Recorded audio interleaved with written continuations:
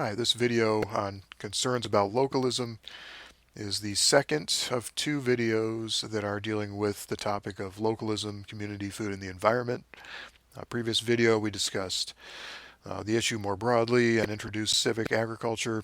Here we take a look at some of the other critiques or concerns people have with a localism approach to solving food problems, uh, and some other alternative visions that still retain some form of globalization.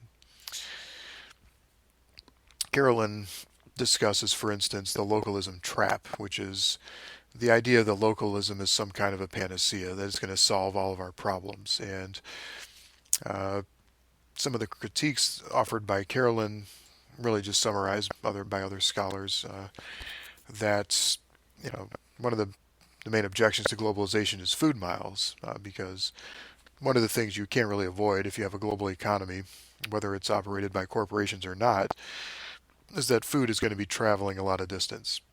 Right? It's going to be put on boats, it's going to be put on trains, maybe put on planes. Hopefully not. That's really the least efficient way to move food. But it's a possibility, and especially when you're going across great distances with high ticket items.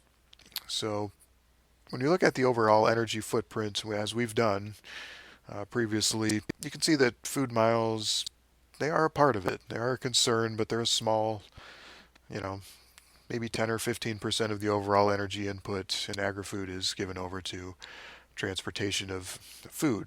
And it could be reduced with localism, but the gains are minimal. They're not huge gains there. We're not solving everything in terms of the environment or in energy by just having a local model, because we're still using refrigeration, and refrigeration is one of the big drains, as you recall.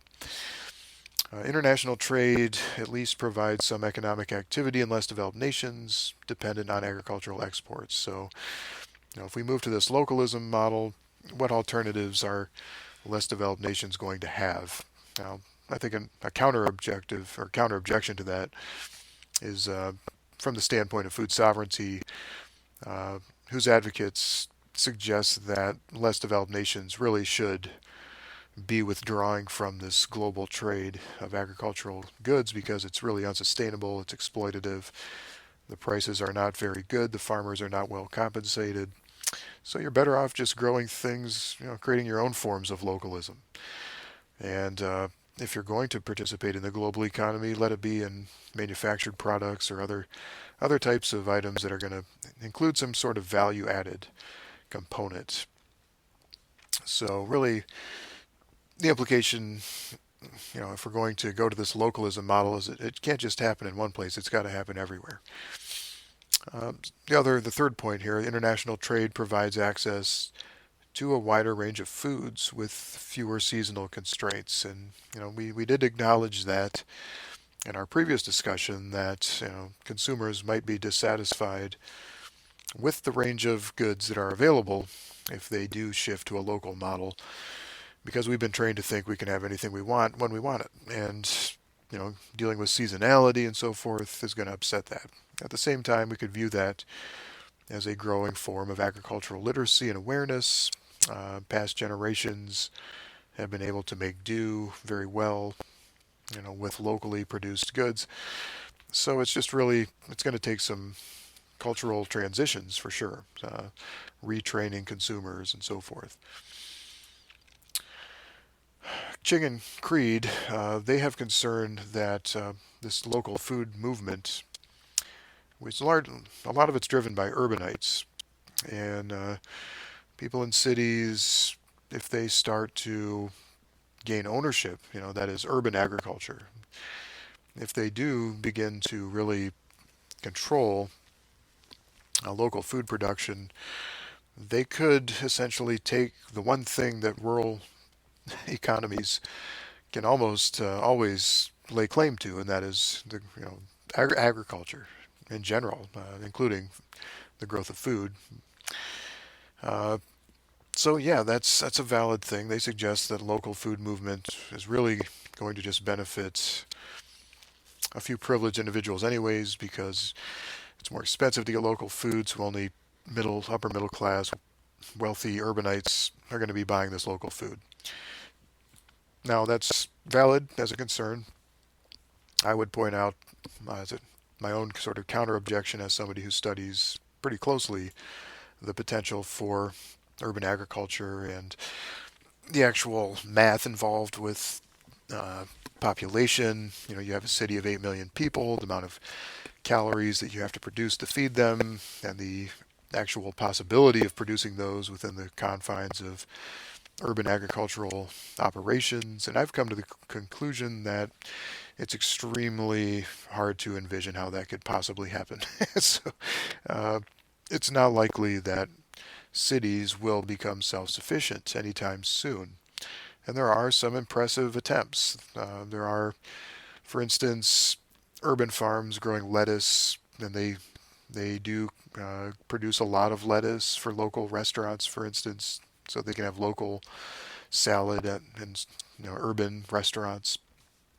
And when you look at the amount of lettuce that's grown, you might think, well, look at all the sales, look how much money they're making. Maybe urbanites can feed themselves. But when you break it down to a calorie by calorie analysis, it's actually quite modest because lettuce is one of the lowest calorie foods you can possibly grow, and therefore one of the least energy intensive. And the more energy intensive our crops become, the more difficult it is to produce them in a small area, like in inside of a city building with a farm in it, like a vertical farm. So I can't really go in much more depth than that here, but I don't really have that concern personally. Trade policies can also be pointed to as the problem, not globalization itself. That's another critique of localism. We don't really have to abandon globalism or globalization. We just really need to stop favoring corporations over people. And certainly there's a case to be made there. Most countries are bowing to the whims and wishes of multinational corporations because they rely on them for so much in terms of jobs, in terms of the distribution of goods. And so neoliberal policies that favor privatization over public, public sector investment has led to some ruin, actually, in less developed countries. So, for instance, Otero et al., they really suggest moving away from neoliberal policies of global trade, promoting more fair trade models, for instance, uh, promoting food sovereignty, certainly not incompatible with that vision, but not necessarily abandoning global exchange of agricultural products.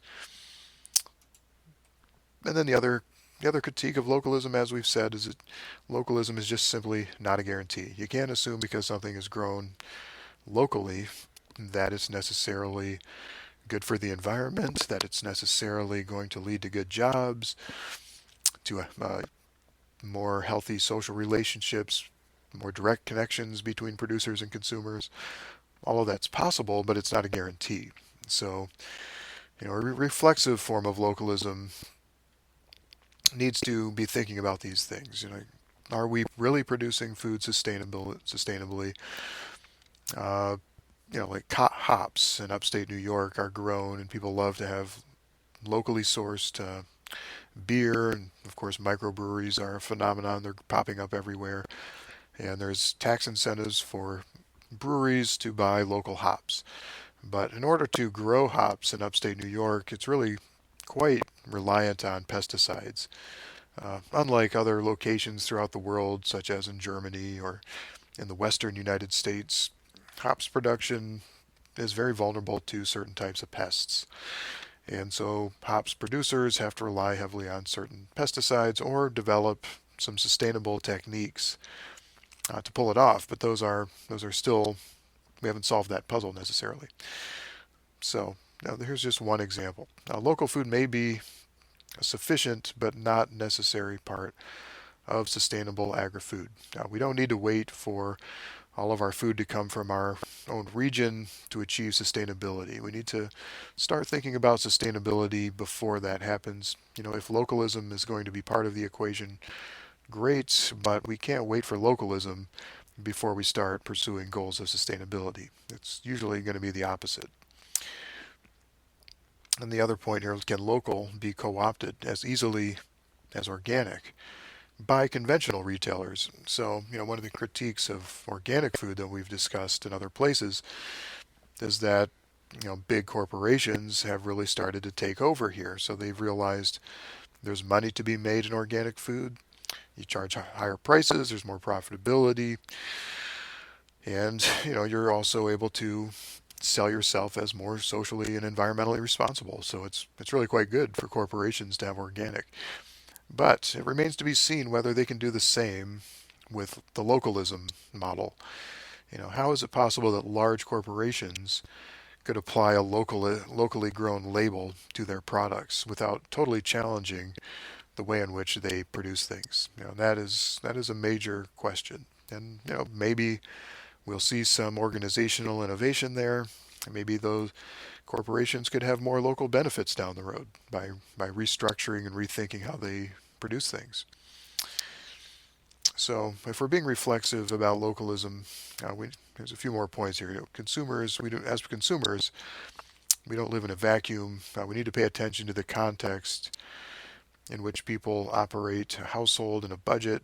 We can't fault people if they're not willing to pay more, for instance, for organic or for local food, especially lower income families, unless we provide the means to make that possible.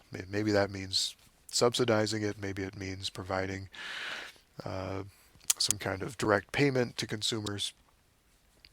The other point, food quality, uh, is both subjective and objective. So we should consider what food quality actually means. And really, if you embrace localism, that's going to have different meanings for different places necessarily, because there are different cultural tastes from region to region and from town to town and from city to city and from place to place. Uh, Matters of scale and political practice are complicated, and as we deal with these things, we should seek to avoid easy and quick answers. So we can't just rest on our laurels by saying, well, I declare localism the answer, and that's the end. Uh, we should focus on the means, not necessarily the ends, right? So best practices in agriculture, whether they're local or not, should keep social concerns, social equity concerns in mind, environmental concerns, conservation of resources, limiting toxic waste and toxic inputs, etc. And avoid one-size-fits-all solutions. Context matters. Local people should have a say in what they want. Maybe they don't want localism. Maybe they are perfectly happy going down to the local Walmart and buying their groceries. Is it really fair to force localism on people who don't want it? And those are going to be some of the tough questions that we need to think about if we really want to embrace localism. So this is a very complex issue that we're dealing with. So in summary, yes, localism, it can solve a range of problems, but no, it is not a magic bullet. We have a lot of difficult questions we have to answer, and it does take a lot of careful and thoughtful planning to do it right. Using a model like civic capitalism can help guide decision making and evaluate good localism from bad localism and make that distinction. Uh, so we must examine the entire agri-food system, devise holistic solutions, and certainly a localism-based model can do that. But it's possible to do that while retaining some elements of globalism as well. So uh, that's it. Thanks for watching.